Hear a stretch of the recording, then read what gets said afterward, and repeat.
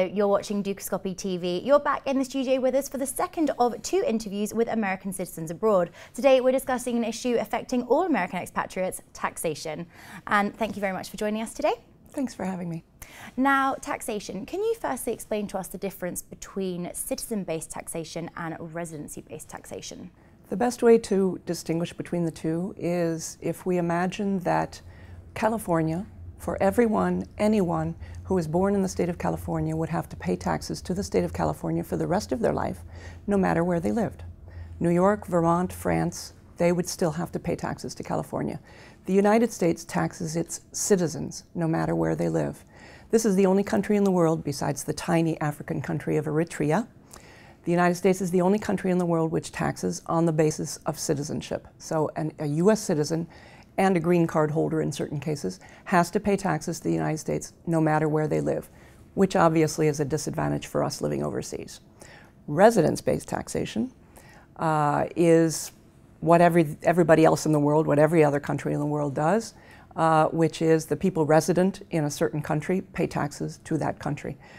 American Citizens Abroad, the organization which I'm representing and which I've been active in for many years, American Citizens Abroad has a residence-based taxation proposal which we've now presented to Congress, and we are proposing a specific suggestion which would make many, many different improvements to the taxation system. Now, naturally, RBT has the obvious benefit in that it prevents American citizens from having to pay taxation twice to their country of residence and also to the US.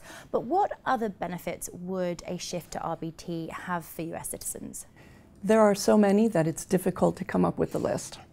RBT would allow American companies overseas to continue to hire Americans. It's been a long slide over the last 30 years. Because Americans overseas are too expensive to hire because of the citizenship-based taxation, American companies overseas don't hire as many Americans. This has an impact on exports because Americans overseas tend to order things through the United States, from the United States. Americans overseas are the greatest ambassadors of the country, just from a soft power point of view. FATCA, which has been mentioned in the other interview, is a major problem for Americans overseas. Our residence-based taxation proposal would prevent FATCA from getting Americans overseas kicked out of their banks. It would allow Americans overseas to invest in more investment instruments, and I could go on for the next 10 minutes. There are many, many different advantages to having residence-based taxation. It would simplify things a great deal. But it's not an item that would just benefit American citizens living abroad, but also the US itself, and particularly a US economy that's looking to rebound from a global slowdown. Can you talk us through those benefits a little bit? The RBT proposal, we feel, and we've done great analysis on the impact of the RBT proposal, it would probably bring in more revenues than are currently being brought in. We estimate up to $3 billion a year extra revenue from this proposal. It would increase exports.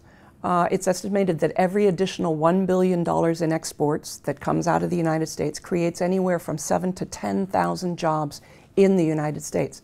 So it's good for the trade deficit, increased exports. It's good for unemployment. It would lower unemployment in the United States, creation of jobs.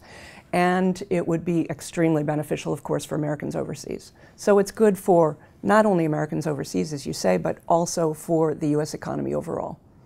So where do we stand then at present in terms of the implementation of this proposal? The RBT proposal has been sent out now to many tax experts all over the world. All of them are most impressed with it. And now at the Overseas Americans Week in February, the OAW, which was a week of meetings, over 80 meetings with different congressional offices in Washington by 3 different organizations, including American Citizens Abroad. The RBT was presented over and over again. It's had great reception. It's had very positive reception. As you know, the United States is facing a major tax reform period in which we have to reform the very broken taxation system of the United States. And we feel that the RBT will be an important part of this. And it's gotten good reception. Now the slog starts of making it very concrete, getting specific congressional offices to champion it, to introduce it as a law, and to embed it in overall major tax reform of the United States. And thank you very much. We look forward to hearing more on this issue in the future. Thank you. That's all we've got time for right now. However, we'll be back with more exclusive interviews, so stay tuned.